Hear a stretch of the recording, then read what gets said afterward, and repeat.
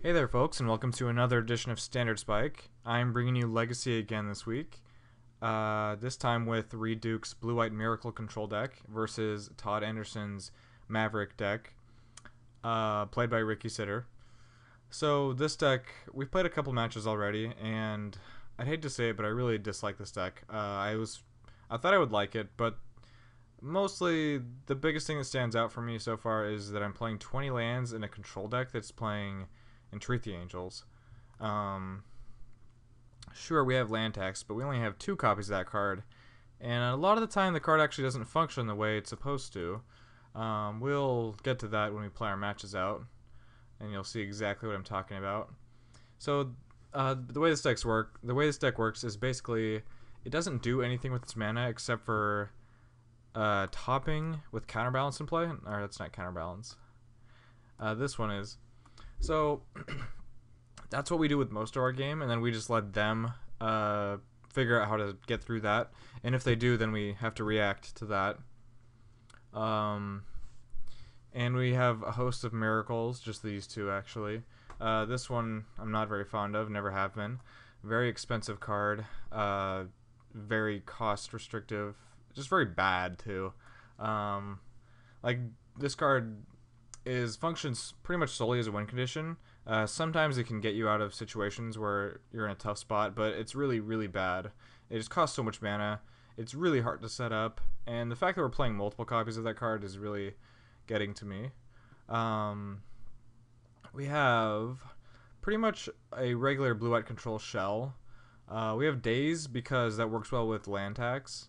Otherwise, Daze would not make a lot of sense in this deck.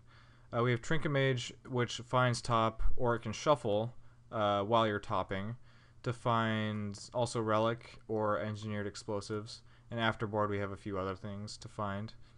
We have 1 counterspell. I'm not exactly sure the reasoning behind that. And also 1 Snapcaster. I mean, that's fine. 1 Snapcaster's pretty good utility.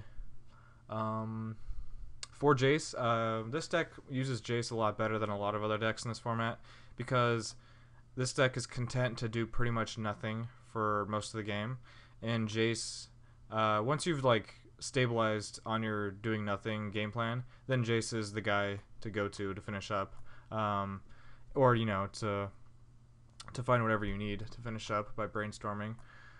So the deck is pretty simple version of blue-white control. 20 lands is really killing me, but that's what we've got. We're playing exactly the deck list Reed Duke played. We have also an Aboro, which is pretty good technology. Just good with land tax. That's all it does.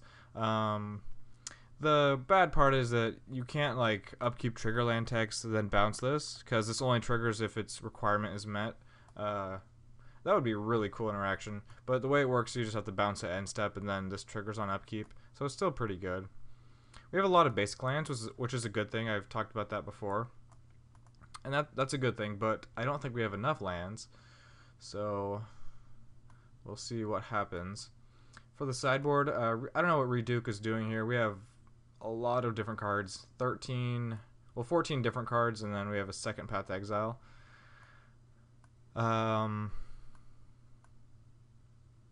We have Blue Elemental Blast. Well, that's pretty straightforward. Disenchant, also pretty straightforward. Another explosives. Envelop, I really actually have no idea what that's for. I'd imagine some combo decks of some kind, but it's kind of a mystery to me. Grafdigger's Cage, just another Trinket Mage target. And we have a variety of things that do the same thing as this. We have Cage, and then we have 2 Relic Main, and also this Tormod's Crypt. We have a Click, which just is a different win condition for various mirror matches. Terminus, the 4th Terminus. Needle, good Trinket Mage target. It does various things. Paths, just extra removal. O-Ring is a way to handle show and tell. We have 1 Moat and 1 Humility, which are just good cards against some creature decks. Lawan is just Merfolk. So there's really, I don't really know why we have so many different singletons. But I do know that if we had an Enlightened Tutor, some of these would make more sense, like this one, this one, this one. And, I mean, these artifacts would make sense too, but those you can Trinket Mage for.